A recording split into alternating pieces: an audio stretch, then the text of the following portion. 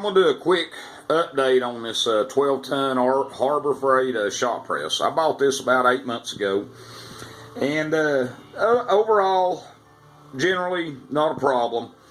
Now, I went to do something the other day, a little smaller, had to be a little finer, you know, wanted to be a little square, had to be, you know, a good, even press. And I run into an issue where I noticed, first thing, the push rod here, I thought it was just buildup of the powder coat, but it wasn't. It was actually cut. It was about a 1/16 off right there. So we trimmed that, got that squared up and perfect. And then I run into the next thing when I noticed it still wasn't right. I've noticed I've been about 1/8 of an inch off. No matter what I've done, I've been almost 1/8 of an inch off from one side to the other of this thing. Now, with bearings on, you know, I work on ATVs and stuff a lot, and it's not a big issue. But when you start getting the smaller things that you really need to be a good straight press, kind of had an issue with that. And then after taking care of the push rod, we found out that the press bar itself is not right. As you can see, this back one is pretty good. Now, move it down here, still good.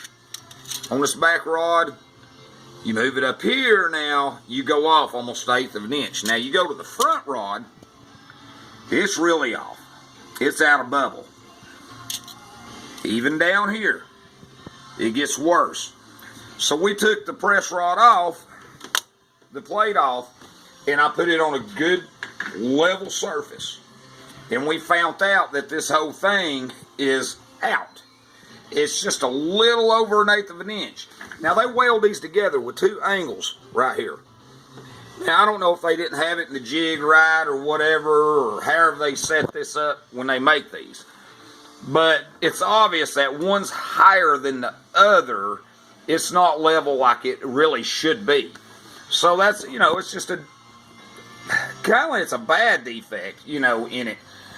And if you're pressing stuff, I mean, you know, even on some bearings and things you're pressing, if you got one catty cornered, you could break a hub in a vehicle, and you know what? Now you're buying a whole hub. So I'm going to see what Harbor Freight does, if they stand behind this, if they'll replace this, or if I got to contact somebody else. If not, I'll just make one, because it's not that big a deal. I can make one, but it is when, you know, you pay for something, you would have thought this would have been done. I mean, I'm sure they got some kind of jig. They throw these 2 pieces in, put these pieces down in here, and they weld them up. You know, done with it. Real quick. It should be a little more square than that, though, not to be almost 1/4 of an inch off.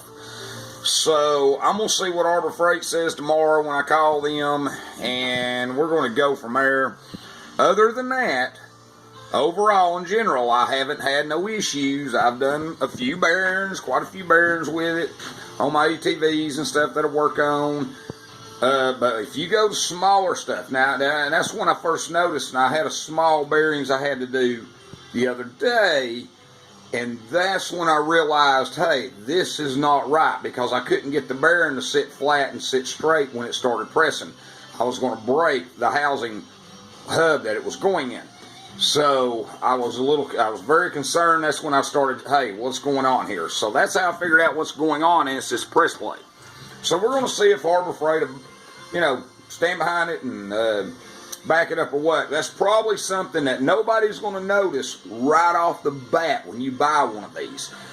So my suggestion is you get one of these, take that press plate, take the plate your jack rests on, and make sure they are sitting fairly level, but you want to definitely make sure this right here, where they weld these 2 pieces together, are level both ways. You want to make sure it's level across, and level across here, all the way across, and this way. And you know, because if it's not, you've got a defective part when you buy one of these, and you want to get it exchanged within its 90 days. So other than that, I just wanted to make this quick video to update on this, and thanks for looking.